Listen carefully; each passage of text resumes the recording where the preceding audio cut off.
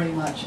It's a really very stimulating keynote, and it's quite clear through all the examples and the sort of background thinking that Professor Erstad sort of listed. I mean, it challenges, at least for me, my thinking about what's literacy, what's worth learning. And I do remember as educators, we do, I mean, value learner diversity, and we talk about how we sort of support different learning. But the problem is, now this is challenging us in terms of, do we, even the learning goals, should we be the same? I mean, usually learner diversity, we talk about different pathways to learning. And so it's also bringing in all the implications that was discussed. So I think we have, well, I think because we started 5 minutes late, so I think we still have time for 2 questions or comments.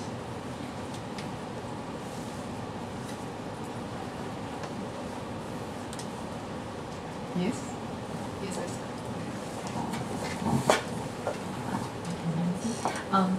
I'm Erstad from the Hong Kong U Library. As a librarian, we are very interested, and I guess we should be very supportive to the teaching and learning of literacies. So I would like to know, from your point of view, in this transformative learning environment, for different parts of the learning enterprise, what can we do apart from learning how to say comprehend new ways of learning? Say, for example, like as an information provider or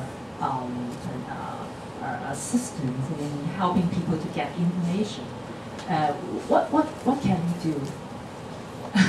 Well, in some of our projects, we try to involve the librarians much more actively in projects, in the sense that they are experts in sort of issues around information access and ways of searching and ways of orienting yourself within information flow, sort of.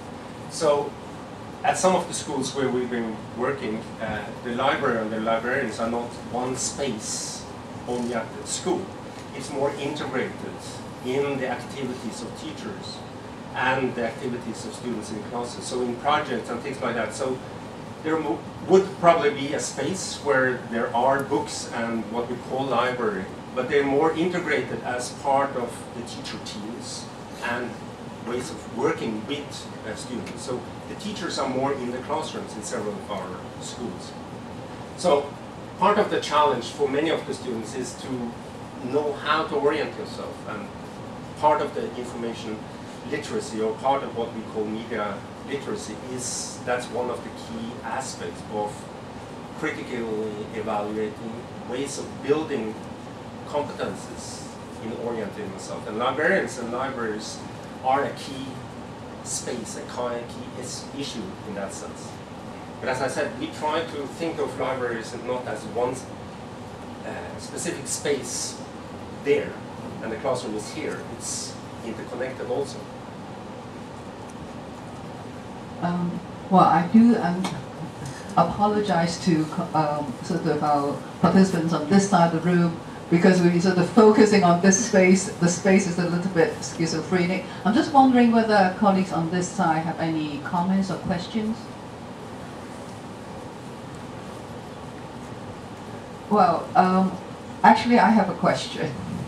You use the concept of an ecological approach to sort of literacy. Then what implication does it have on the learning environment?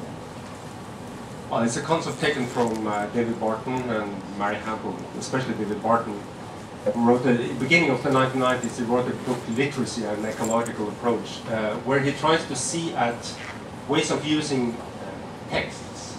So, sort of the implications of that is that you discover that people are involved in literacy practice, reading all kinds of texts in different kinds of circumstances, from cartoons to newspapers to advanced text online. So it broadens the aspect of multiliteracies that they use, that texts are many different things. So we have to look at text in a broader sense Of course, in language education, you have that for some time, where you can use films as examples or other kind of text, but also in other kinds of subject domains, where you traditionally have the book as the main target.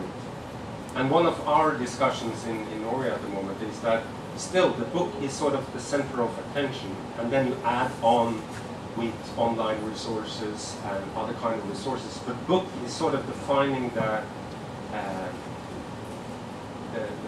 process of learning within the classroom. The gold standard. Yes. So it's to expand that, to say that students are involved in very different kinds of text, both production and reading, that we need to try to include more in the way we think about literacy practice. Yes? I just have a comment on this. My colleagues, three of us here, have just launched a research project on youth digital literacy practices, Hong Kong, Singapore, mainland China. We've just got up to the stage of the questionnaire, and then we'll start to do what you're doing ethnographically. But one of our research questions, and we don't know whether we will find an answer to this, is to actually name those new literacy practices that students are doing outside school. And Henry Jenkins's team, and the new media literacy team, they have come up with a set of competencies. But the more that we read, we think that these literacy practices, if we can name them, and I don't think they ever stop, they're transforming all the time. If we could name them in such a way that we could then bring them into classrooms and help teachers understand, and then once the teachers have a hold of, oh, that's a literacy practice, how can I interweave it into my classroom? So we're very interested to talk to you about that. Absolutely. Thank you. That's a very good point. I mean, I think we are in the process of trying to do that now. These different kind of practices, what kind of concepts do we put on them? So content creation, for example, what is it, and how do we know that this is sort of content creation that is relevant in school kind of circumstances and so on. So thank you very much. I think we're ending on a very exciting note. So here we are at a space and time where we are possibly in a position to redefine literacy and literacy practices and what education is about and what learning environments can be. So, so first of all, I would like to take this opportunity to thank Professor Erstad again for his keynote.